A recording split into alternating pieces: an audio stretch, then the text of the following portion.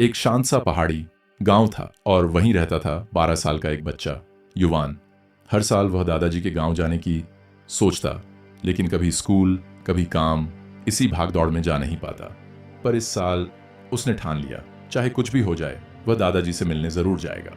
गांव पहुंचा तो ताजी हवा, मिट्टी की खुशबू और दादाजी की मुस्कुराहट, बस इन सब ने उसका दिल खुश कर दिया।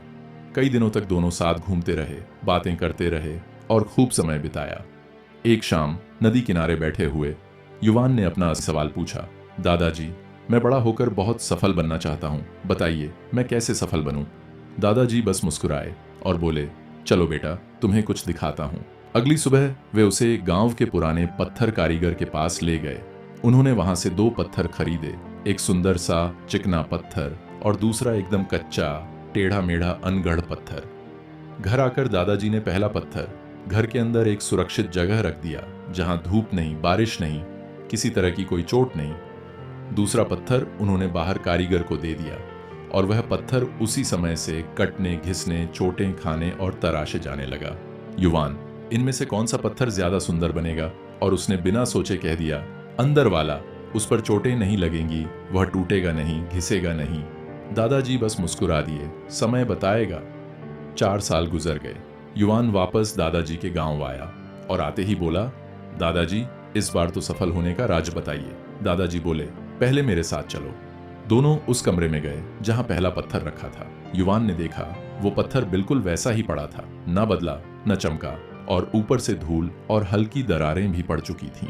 फिर दादाजी उसे बाहर ले गए और जो युवान ने वहां देखा, उसे देखकर वह दंग रह गया। वही टूटा फूटा अनगढ़ पत्थर अब एक खूबसूरत, चमकदार, शानदार मूर्ति बन चुका था। एक ऐसी मूर्ति जिसे देखने भर से दिल खुश हो जाए। युवान हैरान होकर बोला, दादाजी, ये इतना सुंदर कैसे बन गया? इस पर तो इतनी चोटें लगी होंगी, इतना काटा गया होगा। दादाजी ने धीरे से मूर्ति को छुआ और बोले, बेटा, यही चोटें, यही घिसाई, यही मुश्किलें इसे एक साधारण पत्थर से एक कीमती मूर्ति बना गई। जो पत्थर बिना संघर्ष, बिना बदलाव, सिर्फ सुरक्षित पड़ा था, वह पत्थर ही रहा।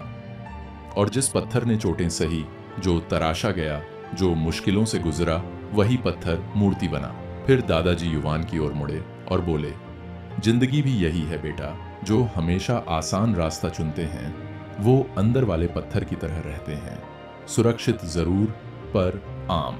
लेकिन जो मुश्किलों का सामना करते हैं, गलतियों से सीखते हैं, चोटें सहते हैं, वही लोग चमकते हैं। युवान ने मूर्ति को हाथ लगाया, उसकी ठंडी चमकती सतह को महसूस किया और पहली बार उसने सच में समझा, संघर्ष हमें तोड़ता नहीं, हमें तराशता है। दोस्तों, जिंदगी की मुश्किलें, असफलताएं, गिरावटें, ये रुकावट नहीं, ये वही चोटें हैं जो हमें बेहतर बनाती हैं।